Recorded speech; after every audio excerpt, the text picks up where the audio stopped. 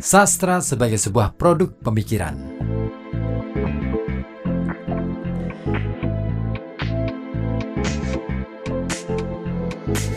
Sebagai sebuah produk pemikiran, sastra tidak lepas dari berbagai produk pemikiran lain.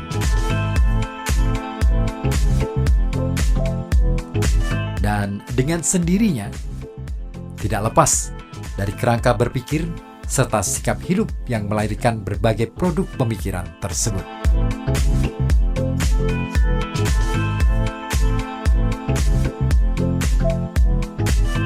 Banyak faktor yang menentukan kerangka berpikir dan sikap hidup, sebagaimana misalnya faktor genetik, faktor lingkungan, faktor pendidikan, dan lain-lain.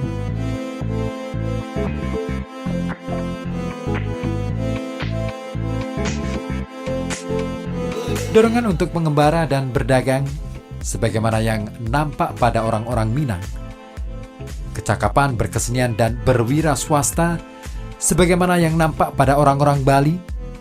Dan kemahiran bertinju serta menyanyikan lagu-lagu soul, sebagaimana yang nampak pada orang-orang kulit hitam Amerika, misalnya, tidak lain didominasi oleh faktor genetik.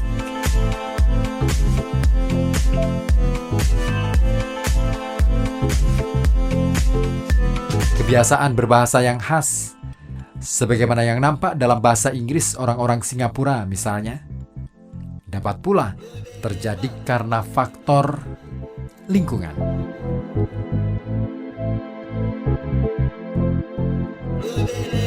Feminisme, sementara itu, tidak lain merupakan salah satu produk dari pendidikan. Kebudayaan dan adat istiadat dengan sendirinya ikut menentukan kerangka berpikir dan sikap hidup.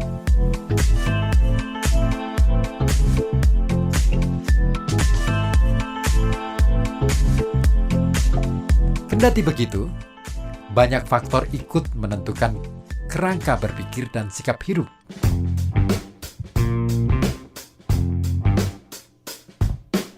Pada hakikatnya, ada sesuatu yang lebih hakiki daripada semua faktor tersebut, setidaknya di dunia barat, yaitu mitologi.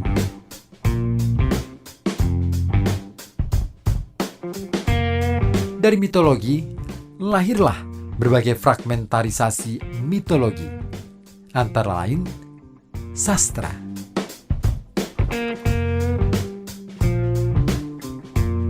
Baik mitologi maupun sastra, sementara itu, diikat oleh hukum narasi, antara lain plot, tema, dan karakterisasi.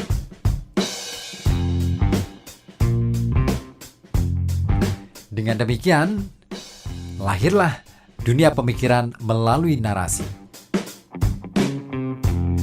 Mitologi sebagai sebuah narasi makro, sementara sastra adalah sebuah dunia narasi mikro.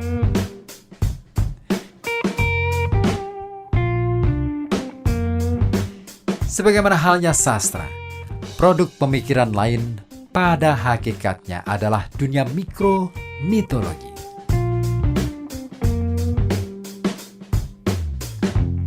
Rudyard Kipling, seorang sastrawan Inggris yang dibesarkan di India, sementara itu dengan jeli mengamati dikotomi Barat dan Timur, dan karena itu lahirlah kemudian ungkapan yang dikenal East is East and West is West, and the twin soul never meet even till the day of judgment.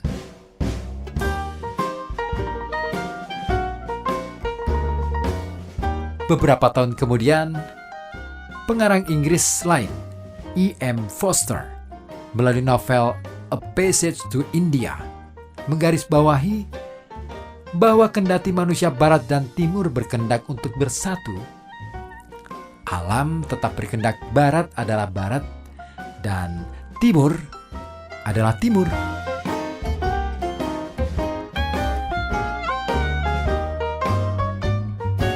Pengamatan empiris Rudyard Kipling dan Edward Morgan Forster mempunyai implikasi yang lebih dalam. Barat adalah sebuah dunia utuh, kendati di dalamnya terpecah belah oleh berbagai friksi.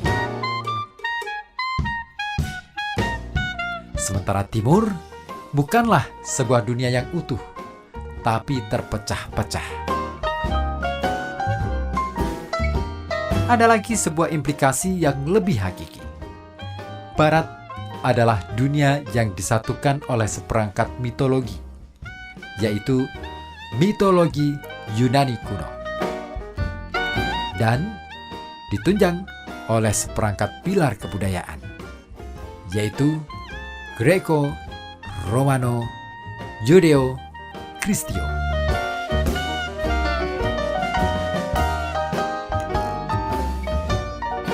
Kendati sastra Barat beragam-ragam, pada hakikatnya adalah satu, dan karena itu dapat dimengerti oleh semua khalayak Barat.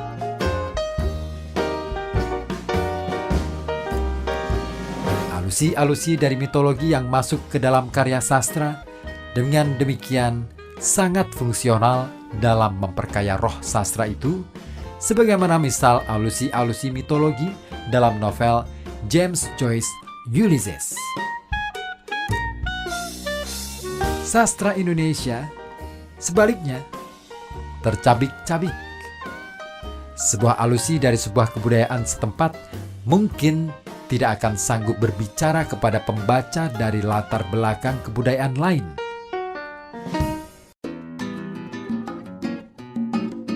Pernah ada sebuah lelucon serius mengenai prosa lirik Linus Suryadi AG, pengakuan Pariem misalnya, sebagaimana yang pernah dilontarkan oleh Marshall Esten, almarhum. Linus Suryadi AG bukan hanya buta bahasa Indonesia, namun juga buta kebudayaan Indonesia.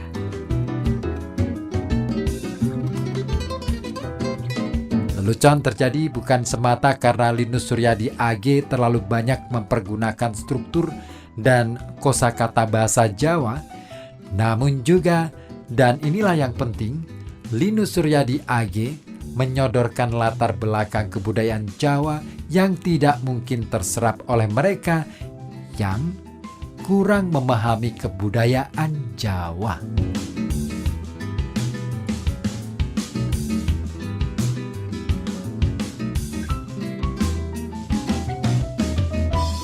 Menanggapi ragam sastra Indonesia yang sukar ditembus karena kendalaan kebudayaan ini, berkatalah Sapardi Djoko Damono, kalau ingin menulis kritik tentang Umar Khayyam, Linus Suryadi AG, dan Mangunwijaya, kita harus mengetahui seluk kebudayaan Jawa terlebih dahulu.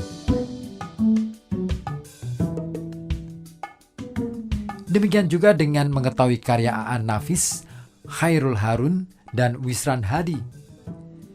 Kita harus menguasai kebudayaan Minang terlebih dahulu.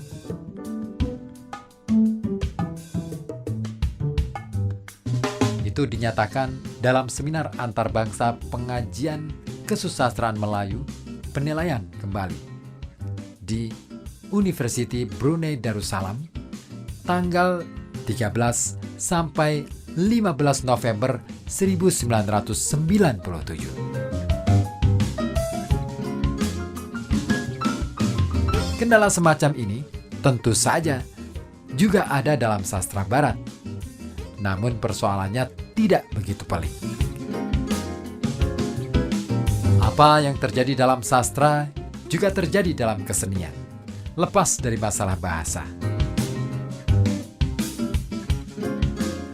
Selama bertahun-tahun, setiap malam di depan stasiun kereta api Jember misalnya, pernah ada sebuah kesenian rakyat yang untuk daerah itu menarik. Namun, belum tentu dapat diterima di daerah-daerah lain. Sementara itu, ketoprak humor nampaknya dapat diterima oleh masyarakat luas. Bukan semata karena bahasanya sudah diterjemahkan ke dalam bahasa Indonesia, namun juga karena dinamisasinya atau sebagaimana yang dinyatakan oleh berbagai pihak, vulgarisasinya.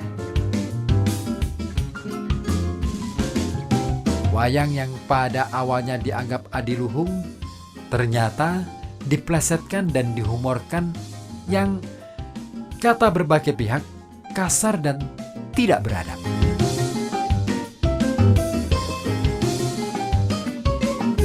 Musik klasik, termasuk opera berbahasa Jerman, sebaliknya, menempuh perjalanan yang berbeda. Seluruh dunia dapat menerima musik klasik termasuk operanya sebagai seni pertunjukan yang amat terhormat tanpa mengetahui bahasanya.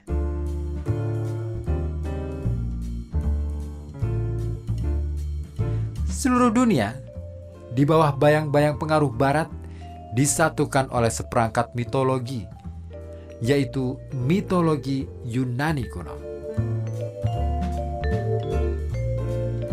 Mitologi inilah yang telah melahirkan pemikir-pemikir raksasa, antara lain Socrates, Plato, dan Aristoteles, serta sastrawan-sastrawan besar, antara lain Sophocles dan Aristophanes.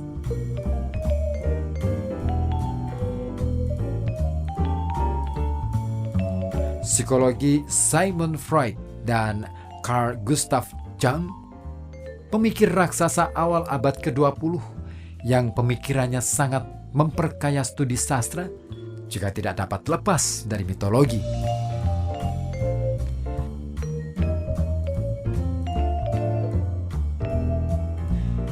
Kekuatan mitologi untuk menjadi sumber pemikiran terletak pada hakikat mitologi sendiri, yaitu refleksi ketidaksadaran bersama umat manusia.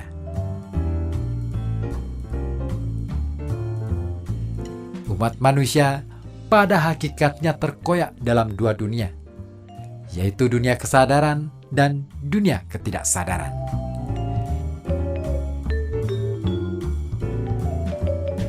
Dunia kesadaran yang antara lain menjadikan manusia menjadi terlalu percaya diri, telah mendorong manusia yang seharusnya satu menjadi bercerai-berai.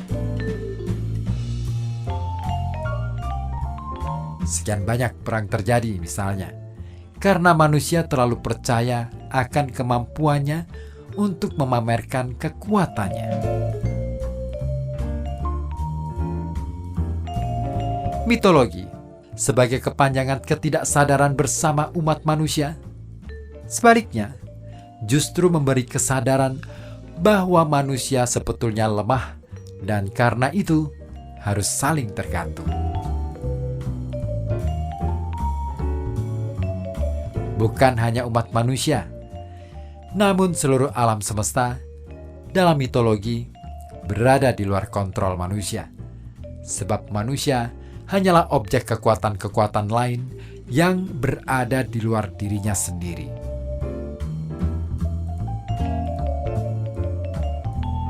Ketakutan, kematian, ketidakmenentuan kehidupan manusia, itulah tema-tema besar mitologi yang kemudian muncul juga sebagai tema dalam sastra.